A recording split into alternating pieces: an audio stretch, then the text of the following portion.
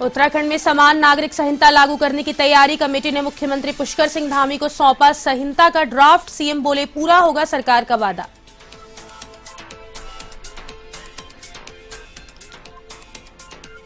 कांग्रेस ने बजट को बताया निराशाजनक। बजट से किसी वर्ग को राहत नहीं, बोले स्वास्थ्य, सुरक्षा, युवाओं और किसान रहे खाली हाथ।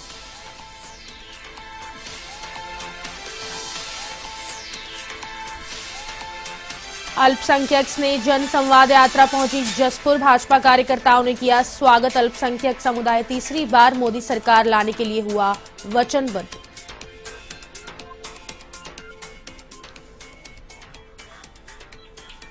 उधम सिंह नगर के कई इलाके पानी से तरबतर। पहाड़ी क्षेत्रों में बर्फबारी तो मैदानी क्षेत्रों में हुई बारिश। लोगों के लिए मुसीबत तो किसानों के लिए बनी वरदान।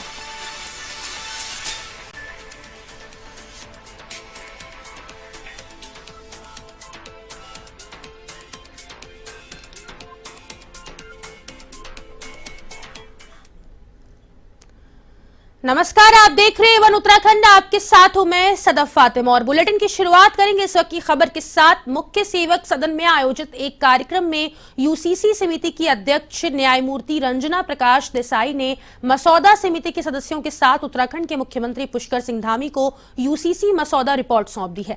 इस दौरान उत्तराखंड के मुख्यमंत्री पुष्कर सिंह धामी ने कहा कि लंबे समय से हमें इस ड्राफ्ट का इंतजार था, आज हमें ड्राफ्ट मिल गया है। हमने उत्तराखंड की जनता से वादा किया था कि नई सरकार के गठन के बाद हम समान नागरिक संहिता के लिए कानून बनाएंगे। इस ड्राफ्ट का परीक्षण करने के बाद जो भी जरूरी औपचारिकताएं हैं उसे पूरा कर ड्राफ्ट को विधानसभा में पेश कर विधेयक लाएंगे। ड्राफ्ट को 5 फरवरी से शुरू होने वाले विधानसभा सत्र में विधेयक के रूप में प्रस्तुत किया जाएगा। ड्राफ्ट में कानूनों को सख्त करने पर जोर दिया गया है। ड्राफ्ट में 400 से ज्यादा धाराओं का उल्लेख है। सरकार ने इसका ड्राफ्ट तैयार करने के लिए विशेषज्ञ समिति का गठन किया था। 20 माह में समिति अब इस कार्य को पूरा कर चुकी है। इस अवधि में समिति ने प्रदेश के विभिन्न क्षेत्रों और समुदायों के साथ 60 से अधिक बैठकों और ऑनलाइन माध्यम से सुझाव लिए हैं।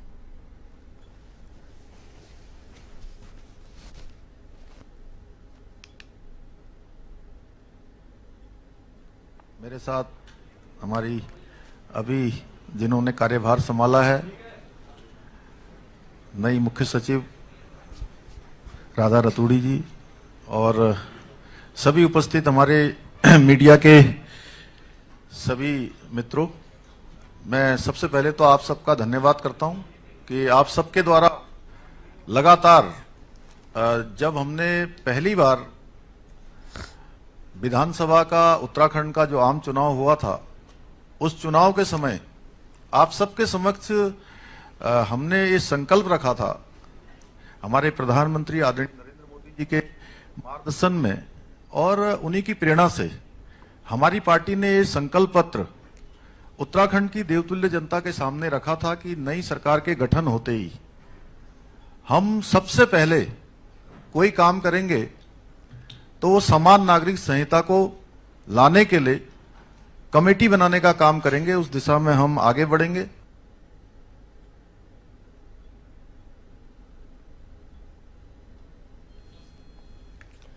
मुख्यमंत्री पुष्कर सिंह धामी ने मुख्यमंत्री आवास में समान नागरिक संहिता पर बने गीत आ रहा है यूसीसी का विमोचन किया। इस गीत को भूपेंद्र बसेड़ा ने लिखा और गाया है और राकेश भट्ट ने संगीतबद्ध किया। इस गीत में मुख्य भूमिका ओम तरुणी और ललित जोशी ने निभाई। इस गीत के माध्यम से यूसीसी के लाभ और आम जनमानस पर पड़ने वाले प्रभावों को दर्शाया गया है। इस अवसर पर मुख्य सचिव राधा रतूड़ी भी मौजूद थी।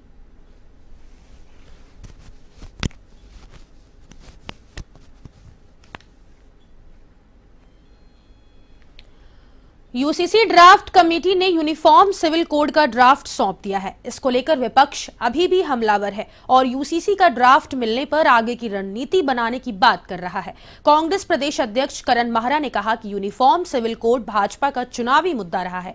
माहरा ने कहा कि वे चुनावी समय पर ही इसको बार बार हवा देते रहे हैं। 2024 लोकसभा चुनाव के मद्देनजर और देश प्रदेश के महत्वपूर्ण मुद्दों से ध्यान भटकाकर यूसीसी पर केंद्रित किया जा रहा है।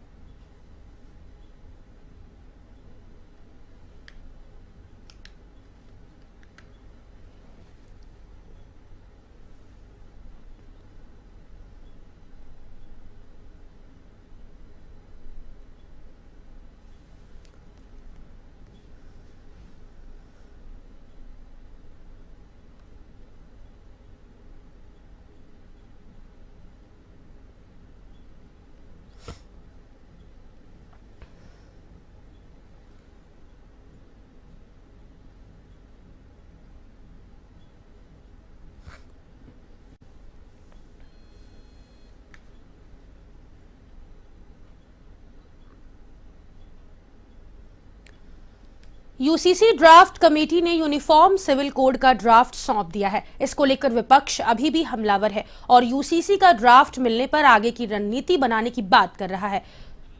कांग्रेस प्रदेश अध्यक्ष करण माहरा ने कहा कि यूनिफॉर्म सिविल कोड भाजपा का चुनावी मुद्दा रहा है। माहरा ने कहा कि वे चुनावी समय पर ही इसको बार बार हवा देते रहे हैं। 2024 लोकसभा चुनाव के मद्देनजर और देश प्रदेश के महत्वपूर्ण मुद्दों से ध्यान भटकाकर यूसीसी पर केंद्रित किया जा रहा है।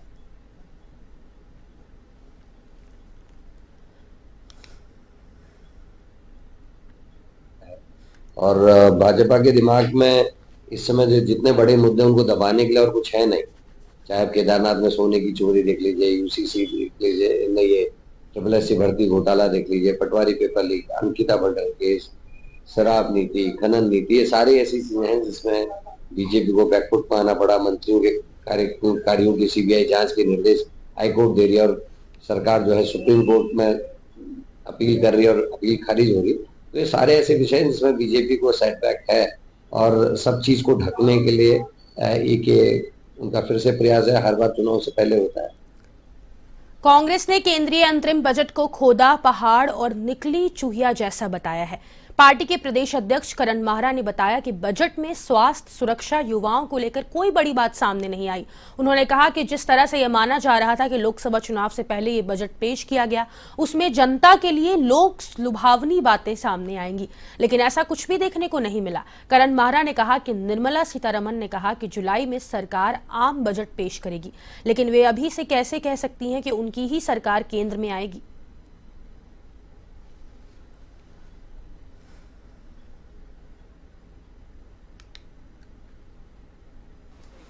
देखिए, बजट में अगर आप देखें तो खोदा पहाड़ निकली चूहिया वाली कहावत है।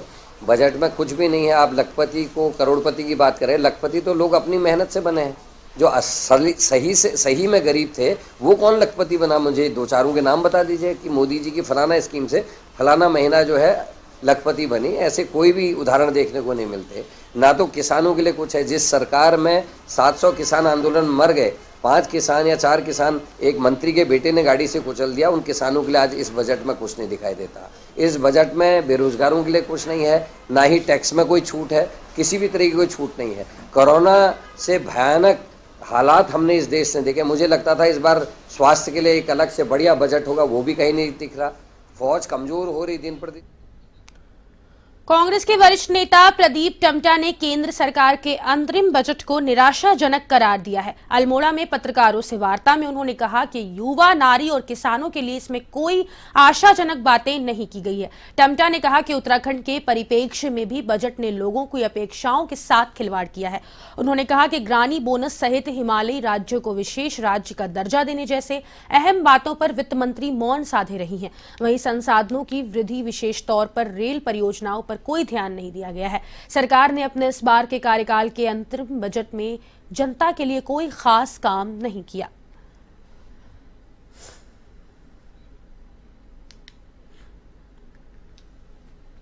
अंतरिम बजट पूरी तरह से निराशाजनक है। युवाओं की रोजगार के संदर्भ में हो, आज देश 20 से 24 वर्ष के जो नौजवान हैं, जो सबसे ज्यादा रोजगार को जो है, उनकी बेरोजगारी दर 40% से ऊपर चली गई है। पिछले 45 वर्षों में हम सबसे ज्यादा बेरोजगारी की दर इस समय है इस देश में। महिलाओं के संदर्भ में बात महिलाओं की करते हैं। महिलाओं का उत्पीड़न बढ़ गया। केंद्र सरकार की रिपोर्ट ही है, महिला उत्पीड़न अत्याचार की घटनाएं बढ़ी हैं। महिलाओं की भागीदारी सार्वजनिक क्षेत्र में, रोजगार के क्षेत्र में 20% से ज्यादा नहीं है। इसके संदर्भ में बजट कुछ नहीं कह रहा। आगामी लोकसभा चुनाव होने में कुछ ही समय बाकी है, जिसके चलते सभी राजनीतिक दल चुनावी दंगल को लेकर अपनी पार्टियों का जनता के बीच में प्रचार प्रसार कर रहे हैं।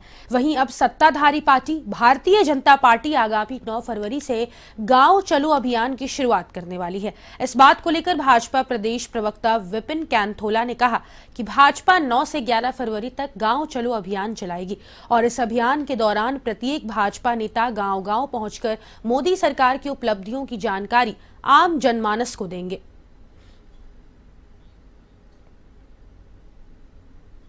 रूप से जो हमारी केंद्र की सरकार और राज्य की सरकार है, आप देखेंगे कि माननीय मुख्यमंत्री जी आकर प्रत्येक जिले में प्रवास कर रहे हैं।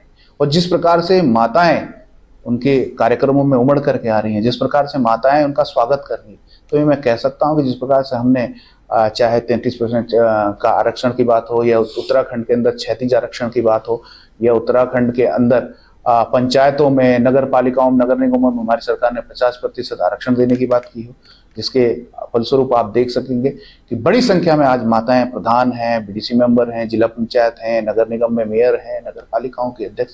तो हमारा उद्देश्य है, हमारी सरकार का उद्देश्य है कि मुख्य धारा में माताएं आए, मुख्य धारा में माता अपना सहयोग करे, क्योंकि इस देश की 50% आबादी माता की है। माता हर क्षेत्र में अग्रणी रहे, ये हमारी सरकार फोकस पर। बीजेपी के प्रदेश प्रभारी दुष्यंत गौतम के विवादित बयान से प्रदेश की राजनीति गर्मा गई है। कांग्रेस ने इस मसले को लेकर भाजपा के प्रदेश प्रभारी दुष्यंत गौतम का पुतला जलाया। कांग्रेस के महानगर अध्यक्ष डॉक्टर जसविंदर सिंह गोगी ने कहा कि भाजपा इस समय सत्ता के नशे में चूर हो चुकी है। बीजेपी के नेता पहले भी ऐसे कई बार विवादित बयान दे चुके हैं। इसी को लेकर महानगर कांग्रेस सड़कों पर उतरी और भाजपा प्रदेश प्रभारी का पुतला दहन किया। लोकसभा चुनाव में कांग्रेस बीजेपी को पटकनी देने की पूरी तैयारी में है।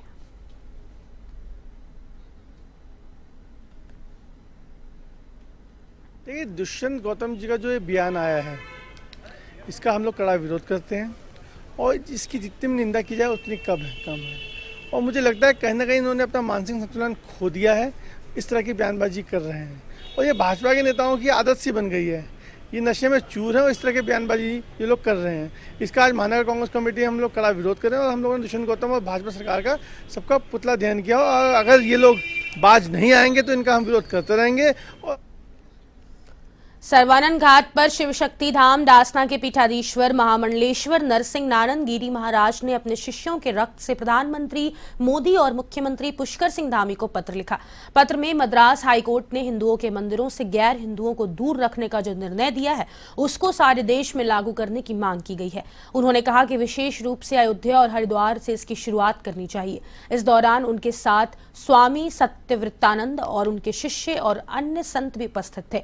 उन्होंने मुख्यमंत्री पुष्कर सिंह धामी को रक्तपत्र से पत्र लिखकर हरिद्वार में अंग्रेजों द्वारा बनाए गए नियमों को दोबारा से लागू करने की मांग की है।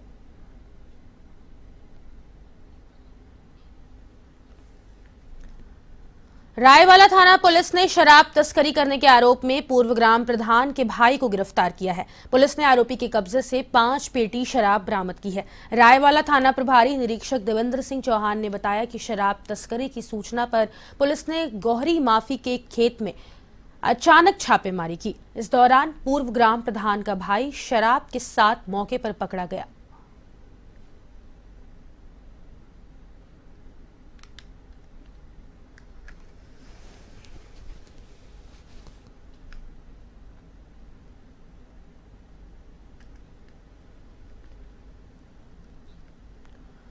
मुनिकी रेती थाना क्षेत्र के तपोवन के एक होटल में संचालक के द्वारा अपने गेस्ट को शराब परोसने का मामला सामने आया है। पुलिस ने चेकिंग के दौरान कोल्ड ड्रिंक की बोतलों में शराब भी पकड़ी है। आरोपी को पुलिस ने गिरफ्तार कर लिया है, उसके खिलाफ चालान काटा गया है। थाना प्रभारी निरीक्षक रितेश शाह ने बताया कि सूचना के आधार पर पुलिस ने 3 टीमों को सादी वर्दी में होटल भेजा था। टीम चेकिंग के लिए होटल में पहुंची तो होटल के गोदाम में कोल्ड ड्रिंक की बोतलों के अंदर शराब पाई गई। पुलिस पूछने पर पता चला कि ये शराब ग्राहकों वॉकी टॉकी के माध्यम से डिमांड देने पर शराब उपलब्ध करवाता है। पुलिस ने संचालक को गिरफ्तार कर लिया है।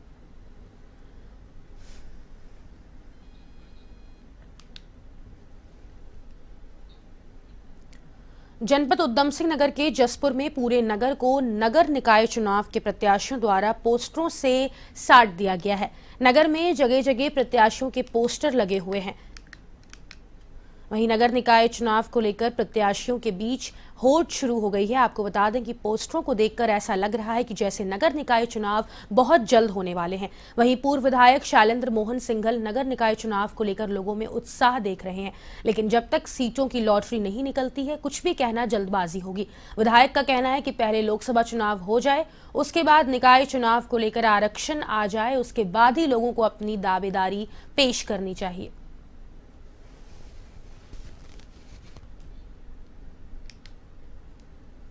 लोकसभा का चुनाव है, लोगों ने मान ही लिया है कि माननीय मोदी जी तीसरी बार प्रधानमंत्री बनने जा रहे हैं, भारतीय जनता पार्टी जीतने जा रही है।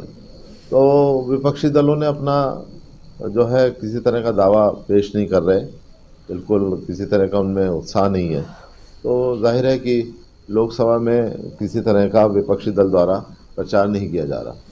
जहाँ तक निकायों की में भी नगर पालिका को शिकायत मिली थी कि सरकारी पोल, सरकारी संपत्तियों पर कुछ पोस्टर, बैनर, फ्लैक्सियाँ वगैरह लगाई गई हैं, तो उसका संज्ञान लेते हुए नगर पालिका द्वारा सरकारी संपत्तियों से उनको हटाने का कार्य आरंभ कर दिया गया है। उनको चिन्हित भी किया जा रहा है, जिन लोगों ने फ्लैक्सी वगैरह लगाई हैं उनको भी नोटिस दिए जाने की कार्रवाई की जा रही है। कुछ जो संपत्तियों पे लगे हैं उनमें कुछ निकाय चुनाव से संबंधित हैं, कुछ एडवर्टाइजमेंट लोगों के विज्ञापन टाइप के फ्लैक्सी लगे हुए हैं, उनका चिन्हीकरण कर लिया गया है। सूची उपलब्ध होगी, उसके उपरांत ही उनको नोटिस दिए जाने की कार्रवाई की जाएगी। जनपद उधम सिंह नगर के कई इलाकों में बारिश हुई है। पहाड़ी क्षेत्रों में बर्फबारी और मैदानी क्षेत्रों में बारिश हुई है, जहां बारिश लोगों के लिए मुसीबत साबित हुई है। लोगों का घरों से निकलना मुश्किल हो गया और ठंड बढ़ने के आसार भी हो गए हैं। वहीं दूसरी ओर ये बारिश किसानों के लिए वरदान साबित हुई है। ठंड के मौसम में छाते निकल आए हैं। बारिश किसानों की गेहूं, मटर, लाही और गन्ने की फसल के लिए लाभदायक है।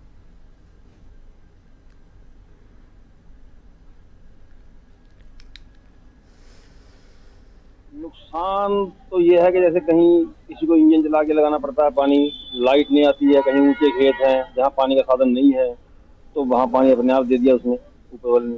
बीमारियां बहुत पैदा होती हैं बारिश ना होने से। ठंड से फसल खराब होती है। कहीं सर्दियाँ जो है, सब्जियाँ हमारी जो है ज़्यादा ठंड से धुंध पड़ती है, कोहरा खाता है, उससे खराब होती है ना, तो वो हो जाएगा तो खैर। विकासखंड द्वारा हाट में प्रधान संगठन ने पंचायत कार्यकाल बढ़ाने की मांग की है। वहीं संगठन ने खंड विकास अधिकारी के माध्यम से सीएम को ज्ञापन भेजा। ज्ञापन में पंचायतों का कार्यकाल 2 साल बढ़ाए जाने और एक राज्य एक चुनाव के फॉर्मूले को लागू करने की मांग की है। ज्ञापन में कहा गया है कि वर्तमान त्रिस्तरीय पंचायतों का गठन 2019 से हुआ था, लेकिन पूरे विश्व सहित उत्तराखंड भी कोविड के प्रकोप से प्रभावित रहा है। 2 वर्षों तक पंचायतों की सामान्य बैठक तक कोविड के कारण नहीं हो पाई, जिस कारण पंचायतों का कामकाज भी प्रभावित रहा। पंचायतें अपना कामकाज नहीं कर पाई, इसलिए पंचायत के कार्यकाल को 2 साल बढ़ाया जाना नितांत आवश्यक है। ज्ञापन पर लगभग 18 ग्राम प्रधानों के हस्ताक्षर हैं।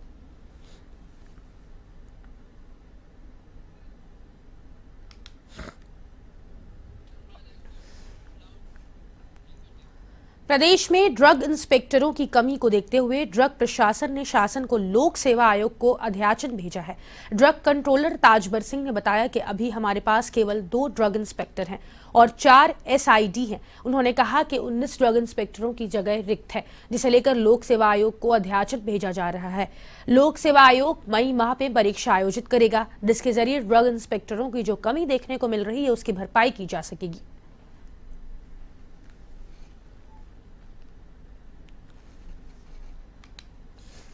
अभी हमारे पास ड्रग इंस्पेक्टर केवल 2 ही पद भरे हुए हैं और 4 SID हैं, तो वो इंस्पेक्टर के पद तो सारे खाली हैं अभी, तो इनके आने से थोड़ा हमारा हो जाएगा कि अभी हमारे यहाँ 19 पदों की जो हमें लोक सेवा आयोग को अध्याचन भेजा है और वो मई में हमारे एग्ज़ाम कंडक्ट कर रहे हैं, तो 19 पद हमारे और आ जाएंगे तो हमारे पास मैन पावर आ जाएगी।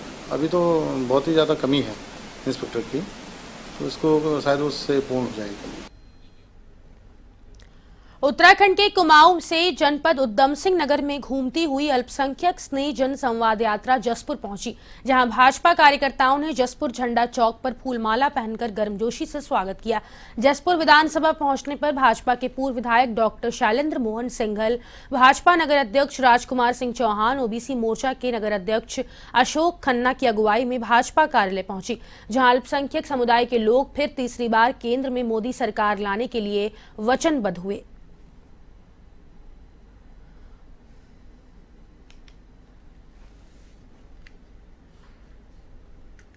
140 करोड़ देशवासियों के परिवारजन के व्यक्ति आदरणीय नरेंद्र मोदी जी ने देश के अंदर सभी 7 मोर्चों को कार्यक्रम दिए हैं। उस कार्यक्रम में अल्पसंख्यक समाज को भी स्नेह संवाद यात्रा का एक कार्यक्रम दिया है। उस कार्यक्रम के माध्यम से हम ये स्नेह संवाद यात्रा प्यार और मोहब्बत का पैगाम जो हमारे देश के अंदर कौमी एकता की मिसाल है उसको लेकर निकले हैं। निश्चित रूप से आदरणीय प्रधानमंत्री नरेंद्र मोदी जी ने अपने 10 वर्षों के कार्यकाल के अंदर पंडित दीनदयाल उपाध्याय जी का सपना पूर्ण किया है। जो अंतिम पंक्ति में बैठा व्यक्ति था, जिसका खाने के लिए अन्न नहीं था, पहनने के लिए कपड़ा नहीं था, रहने के लिए मकान नहीं था, उसको देने की योजना का लाभ दिया है। आज आप देख लीजिए, आयुष्मान कार्ड से 5 लाख रुपए प्रत्येक परिवार को दिया है। हर घर नल हर घर जल की योजना दी है। हर घर में गरीब परिवार को आयुष्मान कार्ड दिया है। हर गरीब परिवार को उज्ज्वला योजना का सिलेंडर दिया है।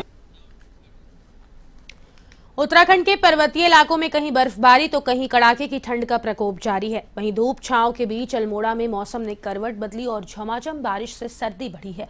मौसम के चलते तापमान में गिरावट आई। लोग कई महीनों के बाद इस मौसम से लोगों के चेहरे खिल उठे।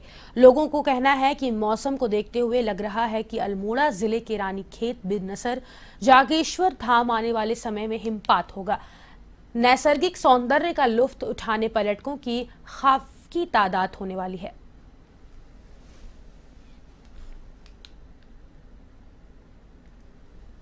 जैसे कि भी देख रहे हैं कि पिछले 4 महीने से अब बारिश शुरू हुई है और बहुत सुंदर मौसम हो रहा है, जिससे ठंड बढ़ी है।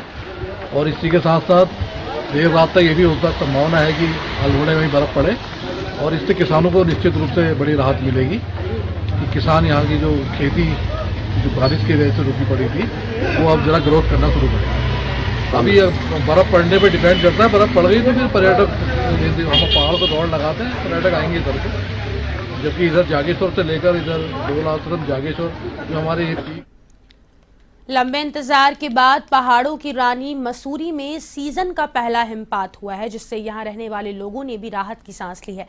लगभग 4 महीने से बारिश के इंतजार में साथ ही सूखे का खतरा बढ़ने लगा था, लेकिन मौसम ने अचानक अपना मिजाज बदला और हल्की बूंदाबांदी के साथ ओलावृष्टि होने लगी।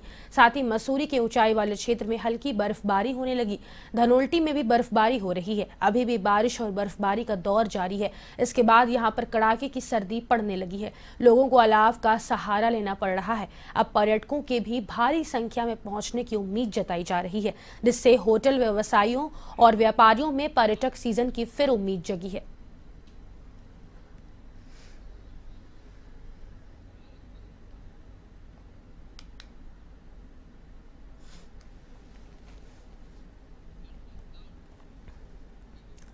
मुख्यमंत्री पुष्कर सिंह धामी के 3 फरवरी को होने वाले पौड़ी दौरे से पहले हुई बारिश ने जिला प्रशासन के मुश्किलें और बढ़ा दी है।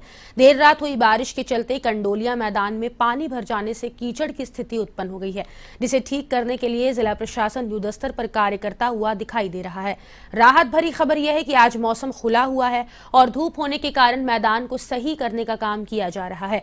पौड़ी विधायक राजकुमार पोरी ने बताया कि जिला प्रशासन मुस्तैदी से कार्य कर रहा है और मुख्यमंत्री पुष्कर सिंह धामी के दौरे से पहले कार्य पूर्ण कर लिया जाएगा।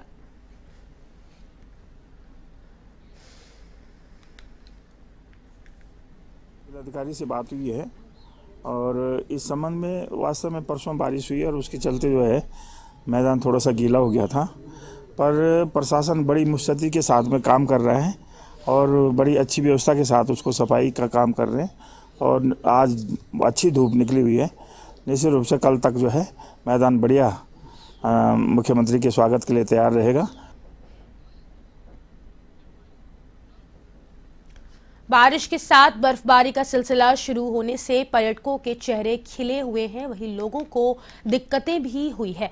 मौसम विभाग के पूर्वानुमान के बाद जनपद पौड़ी के पहाड़ी इलाकों में भी बारिश के साथ बर्फबारी का सिलसिला शुरू हो गया है। पौड़ी के मांडा खाल में मौसम की पहली बर्फबारी देखने को मिली, जिससे लोगों को तो कुछ दिक्कतों का सामना करना पड़ा। हालांकि मौसम की पहली बर्फबारी से जहां पर्यटकों के चेहरे खिल उठे, वहीं बहुत से यात्रियों के वाहन मुख्य मार्ग में अधिक बर्फबारी के कारण रपट भी गए। अगर मौसम विभाग का पूर्वानुमान सटीक साबित हुआ तो आने वाले दिनों में पर्यटकों के चेहरों में रौनक दिखाई देगी।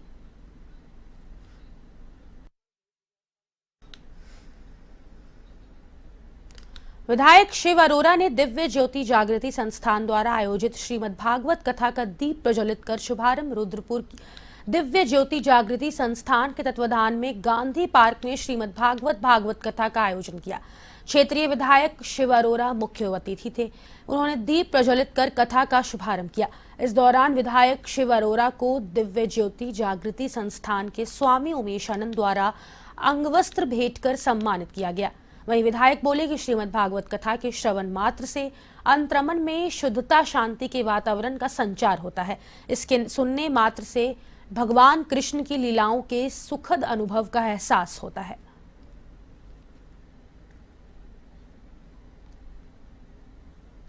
की गौशाला है कामधेनु गौशाला, जो कि आपकी विश्व में दुग्ध दिवस 2017 में हुआ था, उससे उसको प्रथम अवार्ड मिल चुका है नॉर्थ इंडिया में। और इसमें ना हमारी क्या होती है, भारतीय नस्लें धीरे धीरे खत्म होती जा रही हैं, हम उन्हें संरक्षित कर रहे हैं। जो कि सबसे हमारी ऊंची जो गाय हैं वो है कामधेनु गौशाला। उसमें से साहिवाल गाय जो सबसे ज़्यादा दूध देती है, सबसे ज़्यादा बार माँ बन सकती है, वो लमसम 20 से 25 बार माँ बन सकती है। तो जो कि जो धीरे धीरे हमारी ख़त्म होती जा रही हैं और नस्लें, हमारी भारतीय नस्लें, उनको वहाँ संरक्षित किया जा रहा है। क्या होता है, जो हमारी भारतीय नस्लें होती हैं ना, वो एक उनके अंदर ममत्व होता है और उनका जो दूध होता है ना, वो दूध नहीं होता है, एक औषधि का कार्य करता है। बताना चाहूँगी कि ये आशुतोष महाराज जी की कृपा से जो दिव्य ज्योति जागृति संस्थान है, ये बहुत सारे सामाजिक कार्य करता है। जैसे कि अंतर्दृष्टि है, नेत्रहीन विकलांगों के लिए उनको एक बहुत सारी शिक्षाएं दी जाती हैं, संगीत से जोड़ा जाता है, उनको सिलाई कढ़ाई सारा कुछ सिखाया जाता है, ताकि वो अपने आप में परिवार को भी पाल सकें और बहुत अच्छी चीज़ों को वो समाज में अपना उत्थान भी कर सकें, लोगों को रोजगार भी देते हैं वो लोग। और फिलहाल के लिए एवन उत्तराखंड में बस इतना ही। मुझे दीजिए इजाजत, नमस्कार।